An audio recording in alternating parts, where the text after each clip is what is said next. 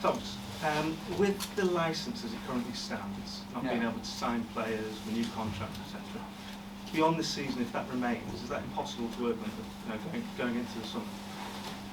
It's maybe way too early to talk about it, and it's like I don't know exactly the rules about the current situation and the license, and I think there are, like, as the statement also says from the club, negotiation and talks going on about the license. So let's see what's coming.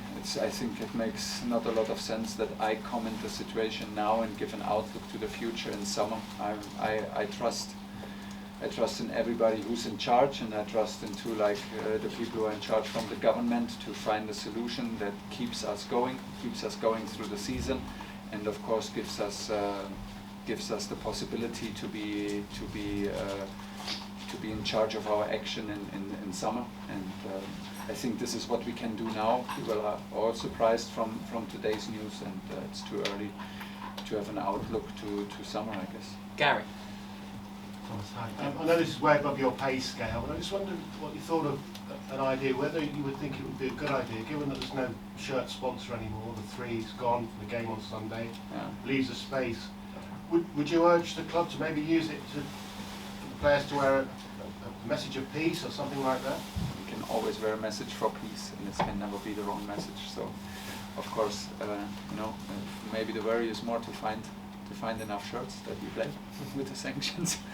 But as long as we have enough shirts and as long as the bus is full of fuel, we will arrive and we will be competitive. This is what everybody can be sure of, and this is what we demand of ourselves. And like when it's a big storm, you dig in, you hold together, and then you stay strong and go through it. But messages for peace can never be wrong. Any on Newcastle? Newcastle? Is it a game where neutrals don't want either side to win, given their ownership? Maybe, but I don't care. I want us to win, and I tell you, it will be a difficult one because Newcastle is strong and very, very strong, and there's a different Newcastle, and they produce a lot of results. So I'm expecting a very, very tough game.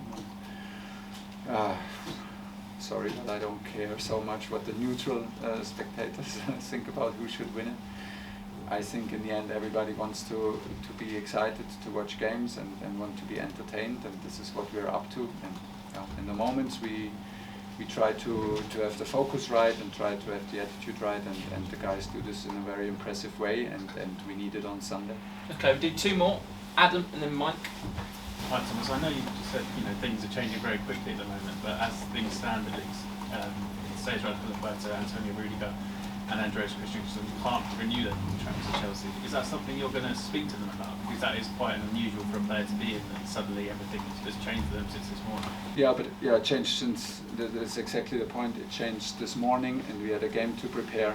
I'm not so sure if I'm the right person to speak about it because I don't have full information, and as the club already also said, there are negotiation and talks and discussions with the government, like how the license can be lifted, and like let's see in the moment. I mean, like in the end, even if this is maybe for you not enough, but at some point I allow myself to be a football coach and the manager of a first team of football.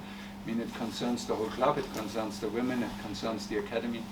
So I also don't think that I'm the most important person who's involved in all this, and that makes us also humble. So I was very, very happy to arrive today to play a match of football, and this is what I mean. Like, if we have enough shirts and if we have a fixture, I will be there, and I will be there in the best spirit because we love the game.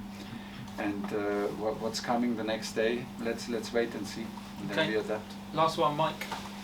Thomas, is the best way for your players to insulate themselves against all the talk of sanctions and licences to carry on winning? It's always the best way in a football team to carry on winning. Of course, also for us, it's maybe in the moment a bit more difficult because of the noise, but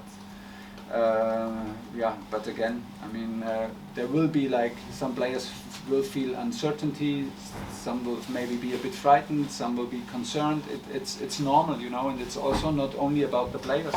We have a lot of people in the staff and in the club who are maybe also worried and scared and uncertain. So and that's why I can only repeat myself. That's why it's very important that we keep the trust and the belief in the training center and in all of us, and we rely on ourselves, and in the end allow ourselves that we are like the guys to take care about the sport, because we did not cause the situation, we cannot solve the situation.